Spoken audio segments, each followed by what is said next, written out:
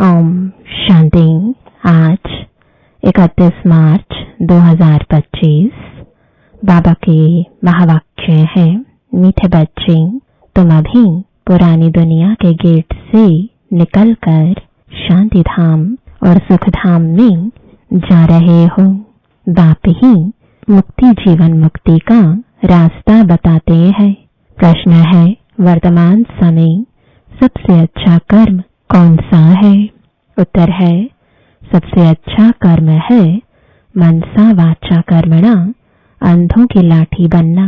तुम बच्चों को विचार सागर मंथन करना चाहिए कि ऐसा कौन सा शब्द लिखे जो मनुष्यों को घर का यानी मुक्ति का और जीवन मुक्ति का रास्ता मिल जाए। मनुष्य सहज समझ ले कि यहाँ शांति सुख की दुनिया में जाने का रास्ता बताया जाता है। ओम शांति। जादूगर की बत्ती सुना है, अलाउद्दीन की बत्ती भी गाया जाता है। अलाउद्दीन की बत्ती व जादूगर की बत्ती क्या क्या दिखाती है?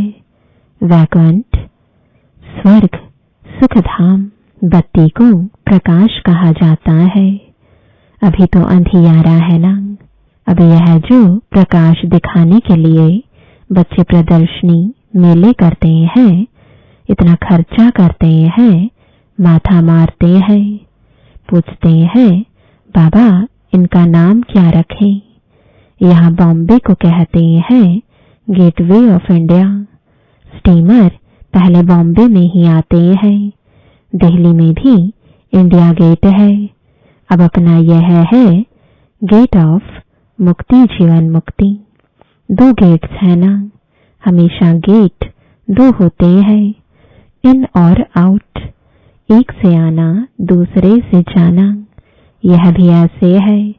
हम नई दुनिया में आते हैं, फिर पुरानी दुनिया से बाहर निकल अपने घर चले जाते हैं, परंतु वापस आते ही तो हम जा नहीं सकते, क्योंकि घर को भूल गए हैं। गाइड चाहिए। वह भी हमको मिला है जो रास्ता बताते हैं। बच्चे जानते हैं बाबा हमको मुक्ति जीवन मुक्ति, शांति और सुख का रास्ता बताते हैं।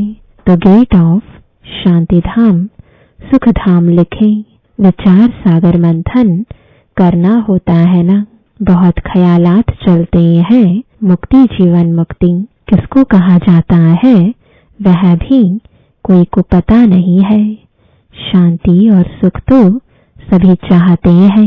शांति भी हो और धन दौलत भी हो, वह होता ही है सतयुग में। तो नाम लिख दे गेट ऑफ शांति धाम और सुख धाम, अथवा gate of purity, peace, prosperity.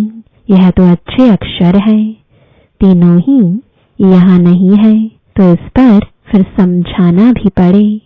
नई दुनिया में यह सब था। नई दुनिया की स्थापना करने वाला है पतित पावन गॉड फादर। तो जरूर हमको इस पुरानी दुनिया से निकल घर जाना पड़े। तो यह गेट हुआ ना प्योरिटी, पीस, प्रॉस्पेरिटी का। बाबा को यह नाम अच्छा लगता है। अब वास्तव में उसकी ओपनिंग तो शिव बाबा करते हैं, परंतु हम ब्राह्मणों द्वारा कराते हैं। दुनिया में ओपनिंग सेरेमनी तो बहुत होती रहती है ना। कोई हॉस्पिटल की करेंगे, कोई यूनिवर्सिटी की करेंगे। यह तो एक ही बार होती है और इस समय ही होती है, तो इसलिए विचार किया जाता है। बच्चों ने लिखा ब्रह्मा बाबा आकर उद्घाटन करें। बाप दादा दोनों को बुलाएं। बाप कहते हैं तुम बाहर कहीं जा नहीं सकते। उद्घाटन करने के लिए जाएं। विवेक नहीं कहता, कायदा नहीं। यह तो कोई भी खोल सकते हैं। अखबार में भी पड़ेगा प्रजापिता ब्रह्मा कुमार कुमारियां। यह नाम भी बड़ा अच्छा है ना। प्रजापिता तो सबका बाप हो गया। वह कोई कम है क्या? और फिर बाप खुद सेरेमनी कराते हैं, करण करावनहार है ना। बुद्धि में रहना चाहिए ना। हम स्वर्ग की स्थापना कर रहे हैं तो कितना पुरुषार्थ कर श्रीमत पर चलना चाहिए। वर्तमान समय मनसा वाचा कर्मणा सबसे अच्छा कर्म तो एक ही है, अंधों की लाठी बनना। गाते भी हैं, हे प्रभु अंधों की लाठी, सब अंधे ही अंधे हैं, तो बाप आकर लाठी बनते हैं, ज्ञान का तीसरा नेत्र देते हैं, जिससे तुम स्वर्ग में नंबरवार पुरुषार्थ अनुसार जाते हो। नंबरवार तो है ही। यह बहुत बड़ी बेहद की हॉस्पिटल कम यूनिवर्सिटी है। समझाया जाता है आत्माओं का बाप परमपिता परमात्मा पतित पावन है। तुम उस बाप को याद करो तो सुख धाम चले जाएंगे। यह है हेल, इनको हेवन नहीं कहेंगे। हेवन में है ही एक धर्म, भारत स्वर्ग था, दूसरा कोई धर्म नहीं था। यह सिर्फ याद करें, यह भी मन मना भव है। हम स्वर्ग में सारे विश्व के मालिक थे, इतना भी याद नहीं पड़ता है। बुद्धि में है हमको बाप मिला है तो वह खुशी रहनी चाहिए, परंतु माया भी कम नहीं है। ऐसे बाप का बनकर फिर भी इतनी खुशी में नहीं रहते हैं, घुटके खाते रहते हैं। माया घड़ी घड़ी बहुत घुटके खिलाती है, शिव बाबा की याद भुला देती है। खुद भी कहते हैं याद ठहरती नहीं है। बाप घुटका खिलाते हैं ज्ञान सागर में, माया फिर घुटका खिलाती है विषय सागर में। बड़ा खुशी से घुटका खाने लग पड़ते हैं। बाप कहते हैं शिव बाबा को याद करो, माया फिर भुला देती है। बाप को याद ही नहीं करते, बाप को जानते ही नहीं। दुख हरता सुख करता तो परमपिता परमात्मा है ना, वह है ही दुख हरने वाला। वह फिर गंगा में जाकर डुबकी लगाते हैं, समझते हैं गंगा पतित पावनी है। सतयुग में गंगा को दुख हरनी पाप कटनी नहीं कहेंगे। साधु संत आदि सब जाकर नदियों के किनारे बैठते हैं, सागर के किनारे क्यों नहीं बैठते हैं? अभी तुम बच्चे सागर के किनारे बैठे हो, ढेर के ढेर बच्चे सागर पास आते हैं, फिर समझते हैं सागर से निकली हुई यह छोटी बड़ी नदियां भी हैं। ब्रह्मपुत्रा, सिंध, सरस्वती यह भी नाम रखे हुए हैं। बाप समझाते हैं बच्चे तुम्हें मनसा वाचा कर्मणा बहुत बहुत ध्यान रखना है। कभी भी तुम्हें क्रोध नहीं आना चाहिए। क्रोध पहले मनसा में आता, फिर वाचा और कर्मणा में भी आ जाता है। यह 3 खिड़कियां हैं, इसलिए बाप समझाते हैं मीठे बच्चे वाचा अधिक नहीं चलाओ, शांत में रहो। वाचा में आए तो कर्मणा में आ जाएगा। गुस्सा पहले मनसा में आता है, फिर वाचा कर्मणा में आता है। 3 खिड़कियों से निकलता है। पहले मनसा में आएगा। दुनिया वाले तो एक दो को दुख देते रहते हैं, लड़ते झगड़ते रहते हैं। तुमको तो कोई को भी दुख नहीं देना है, ख्याल भी नहीं आना चाहिए। साइलेंस में रहना बड़ा अच्छा है। तो बाप आकर स्वर्ग का अथवा सुख शांति का गेट बतलाते हैं, बच्चों को ही बतलाते हैं। बच्चों को कहते हैं तुम भी औरों को बतलाओ। प्योरिटी, पीस, प्रॉस्पेरिटी होती है स्वर्ग में। वहां कैसे जाते हैं वह समझना है। यह महाभारत लड़ाई भी गेट खोलती है। बाबा का विचार सागर मंथन तो चलता है ना, क्या नाम रखें। सवेरे विचार सागर मंथन करने से मक्खन निकलता है, अच्छी राय निकलती है। तब बाबा कहते हैं सवेरे उठ बाप को याद करो और विचार सागर मंथन करो, क्या नाम रखा जाए। विचार करना चाहिए, कोई का अच्छा विचार भी निकलता है। अब तुम समझते हो पतित को पावन बनाना माना नरकवासी से स्वर्गवासी बनाना। देवताएं पावन है, तब तो उनके आगे माथा टेकते हैं। तुम अभी किसको माथा नहीं टेक सकते हो, कायदा नहीं, बाकी युक्ति से चलना होता है। साधु लोग अपने को ऊंच पवित्र समझते हैं, औरों को अपवित्र नीच समझते हैं। तुम भल जानते हो हम सबसे ऊंच हैं, परंतु कोई हाथ जोड़े तो रिस्पॉन्ड देना पड़े। हरिओम तत्सत करते हैं तो करना पड़े। युक्ति से नहीं चलेंगे तो वह हाथ नहीं आएंगे। बड़ी युक्तियां चाहिए। जब मौत सिर पर आता है तो सभी भगवान का नाम लेते हैं। आजकल इत्तेफाक तो बहुत होते रहेंगे। आहिस्ते आहिस्ते आग फैलती है। आग शुरू होगी विलायत से, फिर आहिस्ते आहिस्ते सारी दुनिया जल जाएगी। पिछाड़ी में तुम बच्चे ही रह जाते हो। तुम्हारी आत्मा पवित्र हो जाती है तो फिर तुमको वहां नई दुनिया मिलती है। दुनिया का नया नोट तुम बच्चों को मिलता है। तुम राज्य करते हो। अलाउद्दीन की बत्ती भी मशहूर है ना। नोट ऐसा करने से कारून का खजाना मिल जाता है भी बरोबर। तुम जानते हो अल्लाह अवलदीन झट इशारे से साक्षात्कार कराते हैं। सिर्फ तुम शिव बाबा को याद करो तो सब साक्षात्कार हो जाएंगे। नौधा भक्ति से भी साक्षात्कार होता है ना। यहाँ तुमको एम ऑब्जेक्ट का साक्षात्कार तो होता ही है। फिर तुम बाबा को स्वर्ग को बहुत याद करेंगे, घड़ी घड़ी देखते रहेंगे। जो बाबा की याद में और ज्ञान में मस्त होंगे वही अंत की सभी सीनरी देख सकेंगे।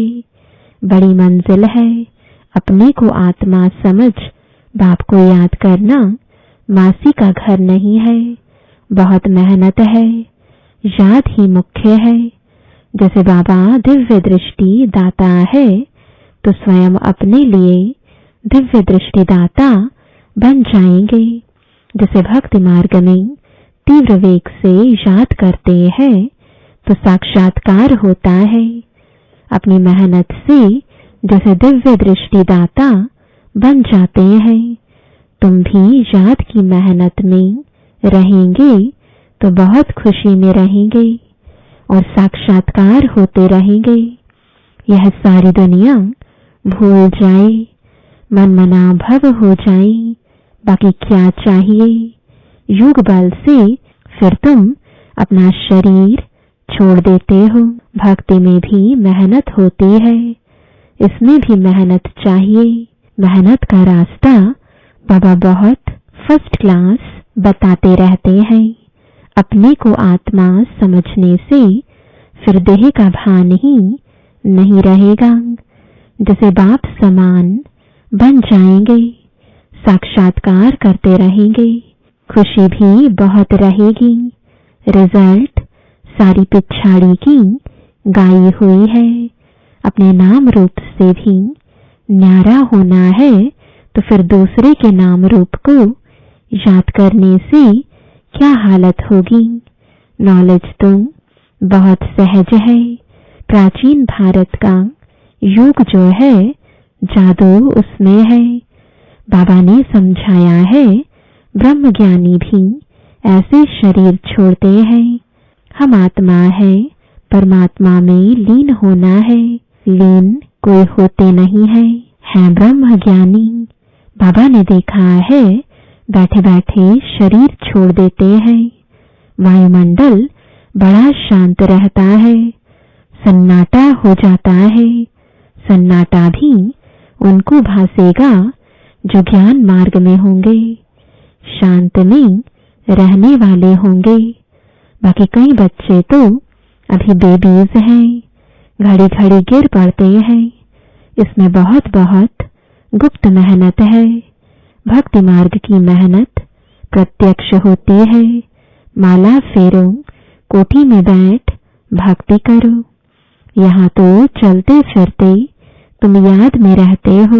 कोई को पता पड़ ना सके कि यह राजाई ले रहे हैं। योग से ही सारा हिसाब किताब चुकतो करना है।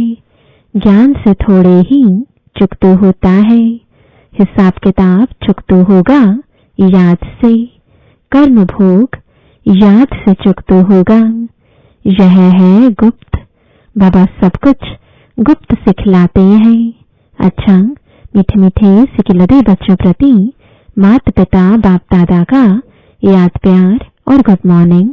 रूहानी बाप की रूहानी बच्चों को नमस्ते। रूहानी बच्चों की रूहानी बाप दादा को गुड मॉर्निंग और नमस्ते। धारणा के लिए मुख्य सार है पहला, मनसा वाचा कर्मणा, कभी भी क्रोध नहीं करना है। इन तीनों खिड़कियों पर बहुत ध्यान रखना है। वाचा अधिक नहीं चलाना है। एक दो को दुख नहीं देना है। दूसरा, ज्ञान और योग में मस्त रह अंतिम सीनरी देखनी है। अपने व दूसरों के नाम रूप को भूल मैं आत्मा हूँ इस स्मृति से देहभान को समाप्त करना है। वरदान है, स्नेह के बाण द्वारा स्नेह में घायल करने वाले स्नेह और प्राप्ति संपन्न लवलीन आत्मा भव। जैसे लौकिक रीति से कोई किसके स्नेह में लवलीन होता है तो चेहरे से, नैनों से, वाणी से अनुभव होता है कि यह लवलीन है, आशिक है।